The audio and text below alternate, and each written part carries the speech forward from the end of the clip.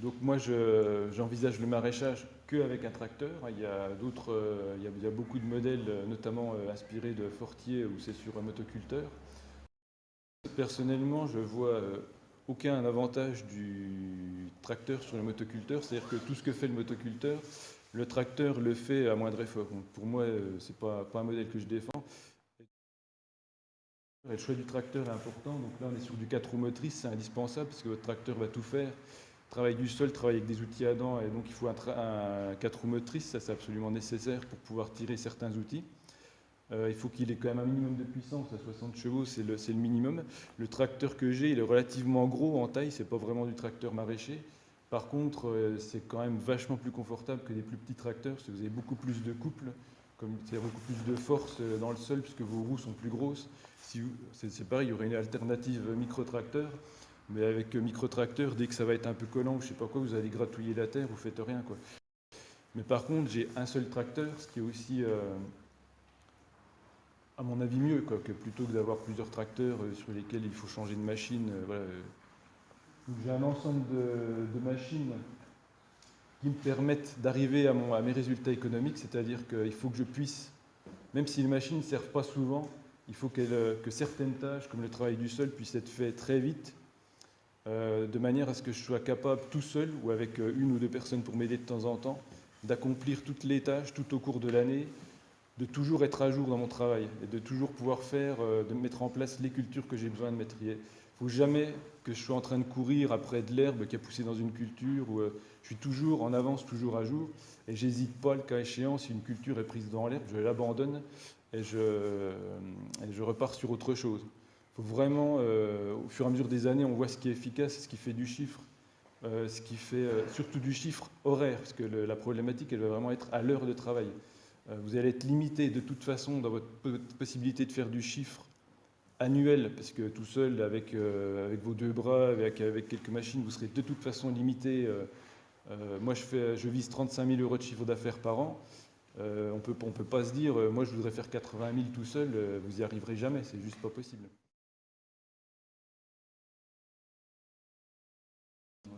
Sur l'irrigation, bah, toutes mes parties sont irrigables et rapidement, c'est-à-dire qu'il y a des sorties d'eau partout. Il y a à peu près, il y a pas loin d'1 kilomètre de conduite enterrée en fait ici. J'ai tout enterré pour pouvoir passer partout, pour pas être gêné au moment de passer en tracteur. Il y a que des sorties d'eau et sur toutes ces sorties d'eau, je peux brancher une ligne d'irrigation qui va m'arroser 12 heures et puis donc j'ai de quoi arroser simultanément, enfin pas simultanément, mais j'ai de quoi couvrir toute ma surface si je voulais avec l'irrigation que j'ai en place, quoi. Donc l'irrigation inclut le forage, les conduites qui vont jusqu'au point d'arrosage, les couvertures intégrales, c'est-à-dire ce qui est la partie démontable qu'on met dans le champ en saison, puis qu'on retire, qu'on ramène à l'abri en fin de saison, et puis la partie d'irrigation qui est dans les tunnels, le goutte à goutte qui se démonte, qui est à l'abri, là, qu'on a démonté, et puis les parties d'aspersion qui sont fixes, quoi. C'est l'ensemble de tout ça, en fait. Le coût total de l'irrigation ici est de quasiment de 25 000 euros. J'avais fait le total à un moment donné. Dans une perspective d'installation, vous pouvez rechiffrer ça, sachant que l'irrigation est un point clé du maraîchage. Surtout ce type de maraîchage, c'est-à-dire en vente directe, en circuit court, c'est un point clé. Et ce qui est important, c'est que vous démarriez toujours sur quelque chose de bien, quoi. Faites d'entrée un forage qui est bien fait, à la bonne profondeur et tout ça, qui envoie de l'eau. Et même si même si vous enterrez que 100 mètres la première année, et que vous faites un tout petit bout, mais vous faites un tout petit bout bien, quoi. Vous équipez vraiment bien, parce qu'il vaut mieux faire deux tunnels comme ceux-là que j'ai en ce moment, parce qu'un tunnel comme ça, c'est 7 000 euros de chiffre d'affaires par an. Donc vous faites que deux tunnels comme ça, bien irrigués, même en payant l'eau, à la limite, c'est pas un problème, que de se lancer dans un hectare de plein champ où vous ferez jamais, vous n'êtes pas du tout certain de faire les mêmes chiffres. Vous allez vous perdre en temps de machine et tout ça, vous allez avoir besoin de main-d'œuvre dont vous n'aurez pas, que vous n'aurez pas, puis vous allez avoir des problèmes après de stockage si vous avez fait beaucoup de patates et tout ça. C'est pas du tout, c'est pas du tout ça qu'il faut viser, quoi. Les premiers investissements, ils doivent aller sur une irrigation suffisante et sur les tunnels. Donc c'est important de bien calibrer les tuyaux et tout ça et de le faire dès le début.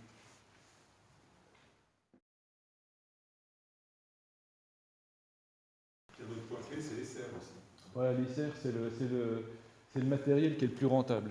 C'est celui que vous allez amortir de manière la plus certaine. Donc il n'en faut pas des kilomètres carrés, il faut que ça soit adapté à vos besoins. Par contre, investissez absolument dans de la grosse serre, au moins ça, c'est-à-dire au moins 9 mètres de large. Plus c'est large, plus vous avez un volume important, plus vous limitez les maladies, puisque vous avez une bonne circulation d'air, moins ça se réchauffe facilement. Donc des tunnels les plus larges possibles.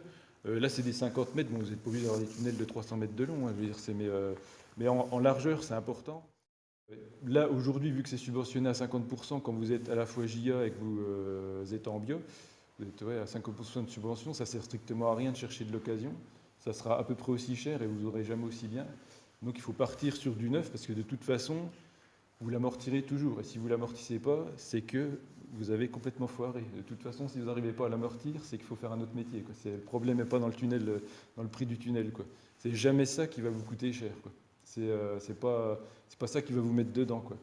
Le tunnel coûte 10 000 € tout équipé, vous faites 7 000 € la première année. Donc si vous l'amortissez sur 10 ou 12 ans, ce qui est un minimum, hein, parce que c'est des structures qui peuvent durer 30 ans, hein, si vous n'arrivez pas à l'amortir, ce ne sera pas parce que le tunnel coûte trop cher, hein, c'est parce que vous avez foiré vos cultures. Hein, c'est pas, Quoi qu'il en soit, et même si vous n'avez pas de bâtiment à installation, il va vous en falloir. Donc vous n'allez pas faire des trucs de la taille de ce qu'il y a ici. Il n'y a aucun intérêt de faire des bâtiments aussi hauts que ce qu'il y a là pour du maraîchage.